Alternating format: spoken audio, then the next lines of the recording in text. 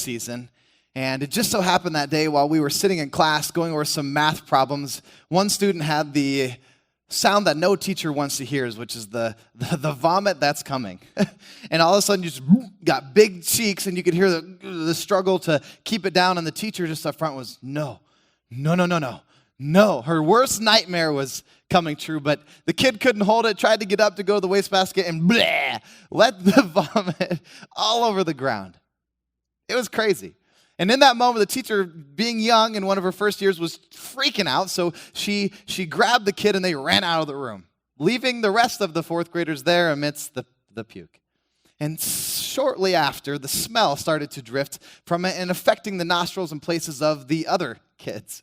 And all of a sudden, we had more people trying to gag back the vomit themselves, holding it in. And all of a sudden, someone in the process of trying to get up to make it to the wastebasket, right in the same pile of puke.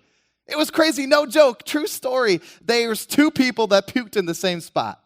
And here I am just struggling in the background, but that's not the end of the story. One more kid couldn't take it, that seeing two people puke in front of them made them puke, and on their way up, try to get to the wastebasket, number 3 in the same spot.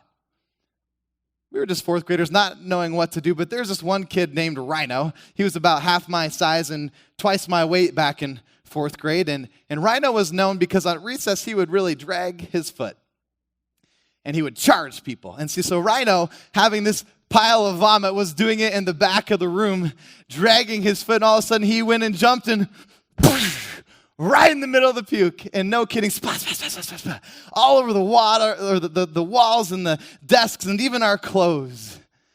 Ugh. It was the craziest moment ever. But that reminds me of a lot of the mess that conflict and struggle creates in our life. There's not many people who plummet into the struggle, who attack it with almost the fun side of Rhino. Most of us are in the crowd, covering ourselves, staying away, keeping from the conflict.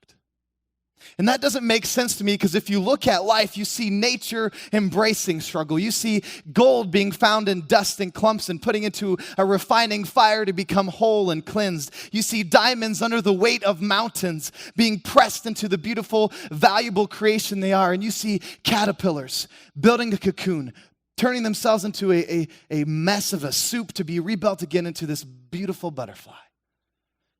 And yet we humans reject struggle. We don't want it. We don't see value in it, and we try to escape it.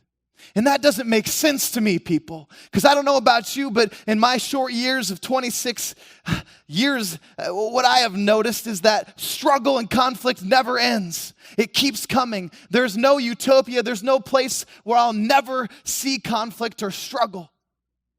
And knowing that, we have to rethink how we approach it. And there's one man who I know who deals with struggle the right way, and that's Jesus. And Jesus, having been the man who comes to earth, and he went through the temptations of the devil and the conflict of the cross and the weight of the world upon his shoulders, and he embraced it because he saw the change that would come, the good things that would happen if he went through the struggles. And on the opposite end is the devil.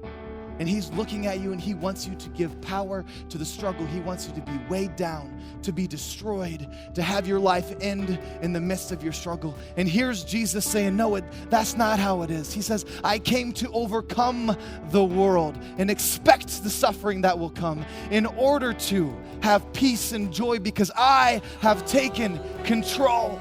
And yet we humans hold on to it like it's all of ours. It's only me who can handle it. And I'm telling you today, we need to let it go.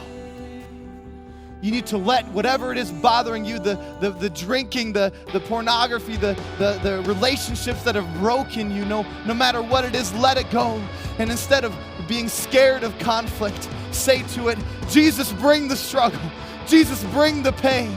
I give you praise, Jesus Christ, and hallelujah in this place. Transform your mind to celebrate struggle, to expect it and use it for everything in your life, and come to that place where you can say, Jesus Christ, hallelujah in this place. Hallelujah.